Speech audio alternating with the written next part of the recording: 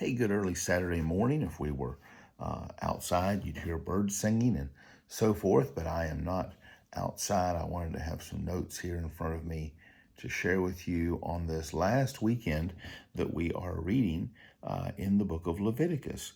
Starting maybe on Wednesday, I think. We will be in the book of Numbers. We'll pack up from Sinai with the Israelites and we'll begin our journey 39 more years, 38 and a half more years to get to the border, the threshold of the promised land. And so we'll be walking with Moses and the Israelites through that day by day, see some of the wonderful historic narrative of Numbers and Deuteronomy.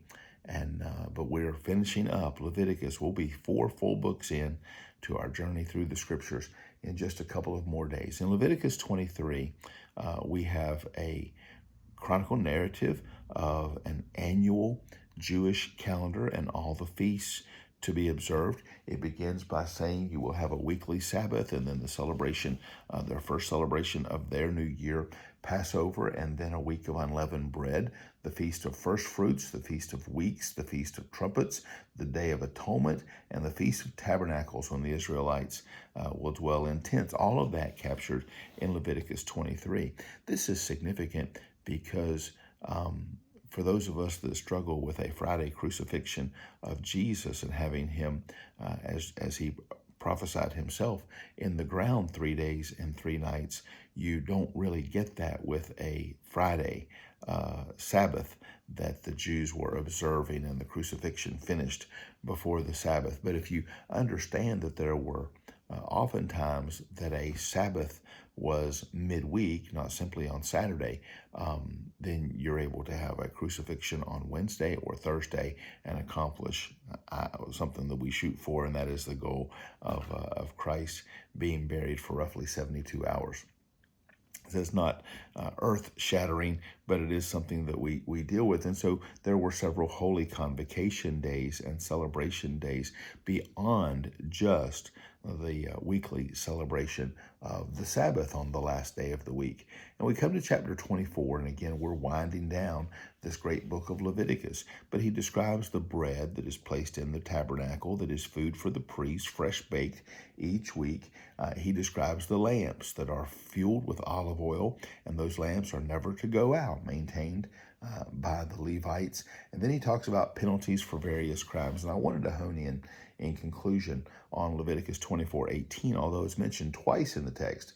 But in Leviticus 24:18, he says, beginning in 17, whoever kills any man shall surely be put to death, and whoever kills an animal shall make it good, animal for animal.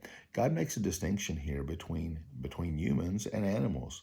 The Bible doesn't say much about domestic pets, but in our context, if someone were to kill your dog or your cat, they're to replace it. But specifically, if someone takes a human life, they are to give their life. God draws a distinction, and we as a society often place more value on the life of animals than we do on the life of people. And this specifically applies to the abortion industry and to those who have no issue with the termination of human pregnancy. God makes it clear that human life is significant. It is above animal life.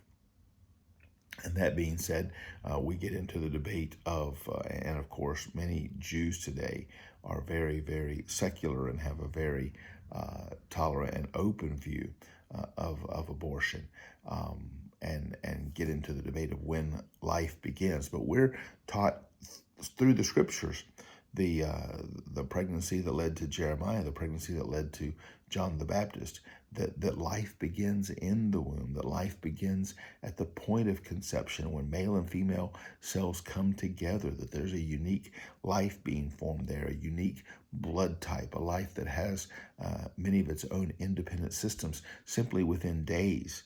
And yes, that mother is a carrier. She's a provider. She is giving that infant in the womb nourishment. But yet that is God's divine plan until that moment of birth. But even in the womb, that child is unique. He or she have their own personality and their own, like I say, their own individual just being, although they are dependent on their mother for sustenance until a certain point. But the text is very, very clear that there's a difference. As much as we love our pets, as much as we may respect God's animal kingdom that provides for us in a number of different ways, including food, as much as we respect all of that, an animal was property and a human life isn't. And so, hey, enjoy your reading in Leviticus 23:24. It looks like we'll read chapter 25 tomorrow, 26 Monday, 27 Tuesday. Finish the book of Leviticus and move on to the wonderful book of Numbers. I hope you'll have a great weekend for His glory. Take care and God bless.